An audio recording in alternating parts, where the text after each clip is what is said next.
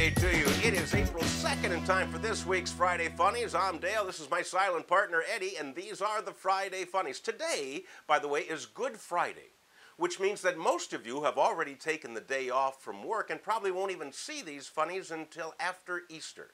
Well, if you've taken the time off, I hope you use it wisely for reflection and repentance, because after that, you're going to need a good laugh, and I think this might be it.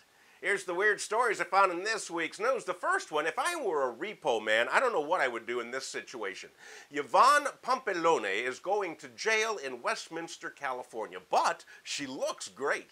That's because Yvonne used a fraudulent line of credit to get herself $12,000 worth of liposuction and breast implants. Now, unlike other robbery cases, she can't just return the stolen item, so Yvonne is now going to the jug for pilfered jugs. We'll keep you abreast of this story as it progresses. Answer me this question now. Tell me this is not the most annoying song you have ever heard. Yeah, it's that awful McDonald's commercial that you hear all over. You can't get rid of it. Well, it annoys some people more than others, and it has affected one customer in South Brunswick, New Jersey, to the point where he looked at it as an instructional video. Here's what happened. The guy pulled his car up to a drive-through window at McDonald's, ordered a filet-o-fish sandwich. Then he thought the fellow inside was taking too much time to assemble his sandwich. So he crawled through the drive-through window to get into the restaurant. Once he was in there, he slapped the guy that took the order, grabbed a fish sandwich, walked out the front door, got back into his car, and drove away. So far, he has not been apprehended. But eyewitnesses have described him as a largemouth bass with a fair singing voice who goes by the name of Billy. Keep your eyes open for him. Now, I don't know if you have a bucket list, but a lot of people do. It's a list of things they want to accomplish in life before they kick the bucket. Well, down in Sanford, Florida, Patricia Edwards has a bucket list. She also has bipolar disorder. The combination of these two things is not always good, because one of the things on Patricia's list was she always wanted to rob a bank. So this week she did it.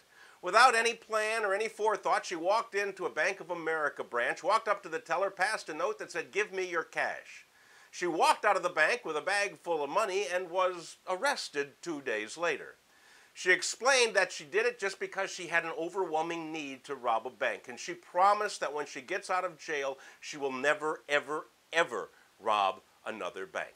She will be too busy working on the other items on her bucket list, which include starting a Ponzi scheme and giving President Obama a noogie.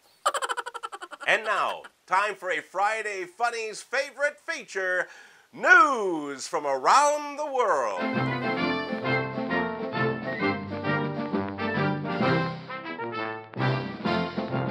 This week, our travels take us to Kibera, Kenya, a very impoverished place. So much so that the poor people that live there don't even have a pot to do anything in. So when these residents have to go number two, they do it in a polyethylene bag. Plastic bag, which they then whirl around and just throw wherever it lands. The locals refer to these as flying toilets. Must make hiking in Kenya a whole lot of fun. But before you cross Kibera, Kenya off of your bucket list of places you want to visit, let me tell you that help is on the way. A man by the name of Anders Wilhelmsson has invented the pee-poo. The pee-poo, it's a small biodegradable bag that contains a chemical which will turn human waste into fertilizer. So now when these folks have to make a deposit, they make it into this pee-poo bag, and they don't have to worry about throwing it away. They can just toss it into their garden. What a great idea. I think the guy should come up with a version of this for our American Congress, into which they can deposit their rhetoric rather than flinging it all over like they do now. We could call it the P-Losi. That's all I have for you this week. A happy Easter to everybody. And let me just ask you this. Here's a thought to ponder. If the Easter Bunny brings chocolate, why doesn't the Tooth Fairy bring pudding? This one.